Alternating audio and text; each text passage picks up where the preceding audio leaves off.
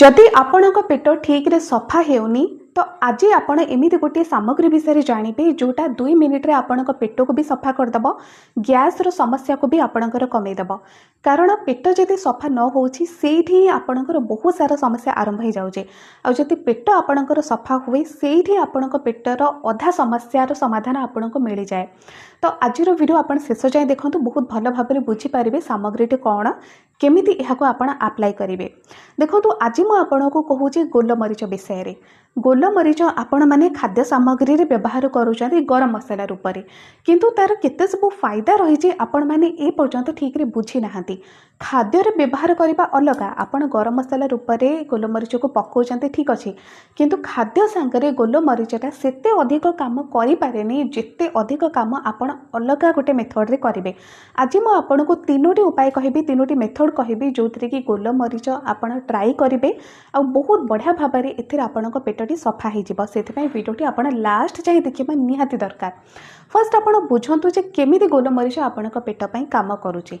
गोलमरीच रे आपनको vitamin C मिल जाए, vitamin के मिल जाए, एथिरे आयरन रो मात्रा भी रहुची, मैग्नीशियम किछि रहुची, किछि कैल्शियम रहुची, एंटीऑक्सीडेंट रे भरपूर गोलमरीच एते सबू एथिरे मिल जाउची आपनको। जेहेतु विटामिन सी रहुची तो गोलमरीच रे जो विटामिन सी आपनको मिल जाए आपणकर इम्यूनिटी सेथिरे मजबूत हुए ता सहित आपणकर पाचन तंत्र भी मजबूत हुए। पेट पई केमिति काम करे कारण एथिरे जो विटामिन सी आपको मिले सीटा पाचन तंत्र को मजबूत करे।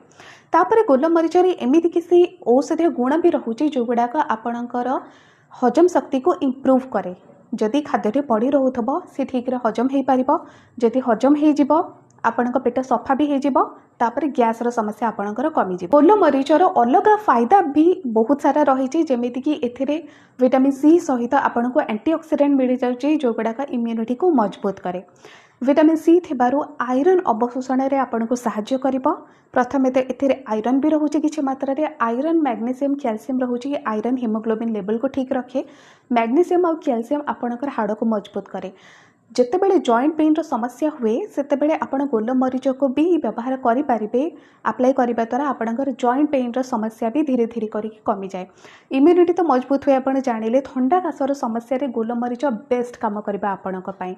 चा रे आपण पके देले किंबा अलगा जे कोनसे मेथड रे आपण पियंतु, काढ़ा रे आपण पके दोचंती, थंडा और कास पई बहुत बढ़िया काम करे। किंतु पेट पई केमिति काम करिबा आज मु आपणको तीनोटी उपाय विषय रे कहिबी। फर्स्ट उषुम पानी सहित गोटे ग्लास उषुम पानी आपण नहीं जातु। आपण जे कोनसे समय यह ट्राई करें सेमिति किछि गोटे फिक्स टाइम नहीं जे डेली आपन को करबा को पड़िबो सेमिति किछि भी नहीं। पेट सफा होनी आपण ट्राई करंतु, गैस हो जाई आपण ट्राई करंतु। तो फर्स्ट आपण नहीं गले गोटे ग्लास उषुम पानी। हाँ, गोलमरीच गुंड आपण जदि निजे घरे तैयारी करछंती बहुत बढ़िया गोलमरीच नहीं आसले टिके आपण ताकू खरा दे दियंतु तापर ताकू गुंड कर दियंतु बहुत बढ़िया भाव में गुंड हो जिवो। किंबा आपण जदि भाबुचंती जे आमे स्टोर करके रखिदेबू एकाथरे किछि गुंड करदेलु स्टोर करके रखिदेलु ठीक अच्छे आपण सेमिति भी करि पारिबे। किंतु जदि आपणकर सबुदिन दरकार नाही तो आपण 2-3टा गोलमरीच नहीं जातु गुंड कर दियंतु। सेतिकी जेतिकी गुंड बाहर गोटे पिंच गुंड बाहर सेतिकी आपणक पई यथेष्ट। केवल गोटे पिंच एमिति नहीं जे बहुत सारा नेबे, गोटे पिंच। आ मार्केट रे पैकेट रे जो गोलमरीच गुंड बिक्री होउचे ताकू जमा भी आपण अप्लाई करंतुनी कारण से कौन मिसा जाऊँ आप जानी ना। आपण गोलमरीच मंजी आनिले ताकू निजे ही तैयारी करंतु, निजे ही गुंड करंतु, सेटा बेस्ट काम करबा आपणक पई। उषुम पानी गोटे ग्लास रे गोटे पिंच गोलमरीच गुंडा आपण मिसे देले, गोटे पिंच रो बीट लुण आपण मिसे दियंतु। बीट लुणटा टेस्ट भी दबो ता सहित डाइजेस्टिव सिस्टम को इम्प्रूव भी करिवो।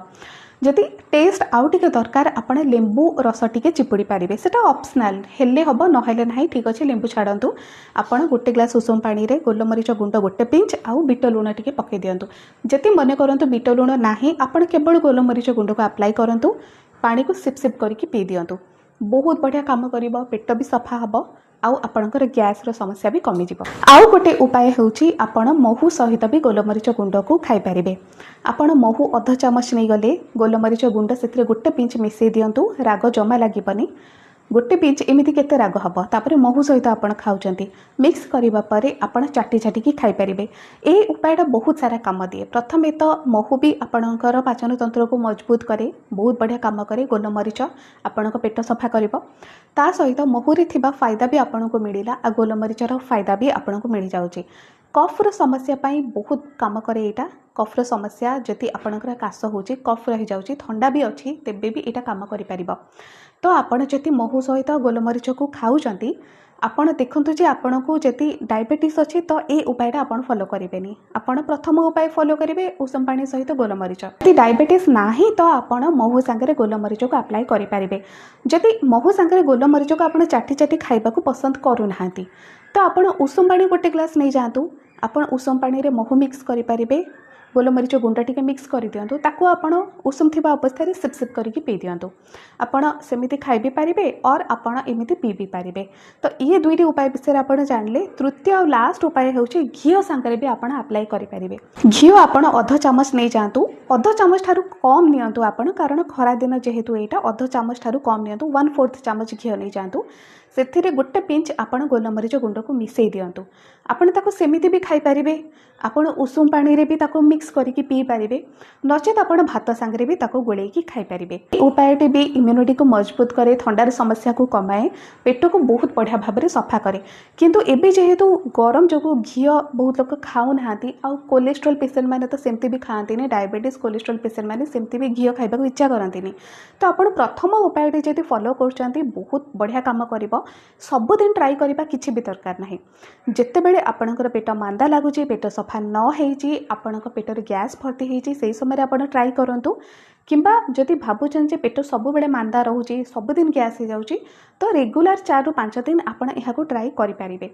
ଆଶା କରୁଛି ଆଜିର ଭିଡ଼ିଓ ନିଶ୍ଚୟ ଆପଣଙ୍କୁ ଭଲ ଲାଗିଥିବ। ଏ ଉପାୟ ସବୁକୁ ଆପଣ ନିଶ୍ଚୟ ଟ୍ରାଏ କରିବେ।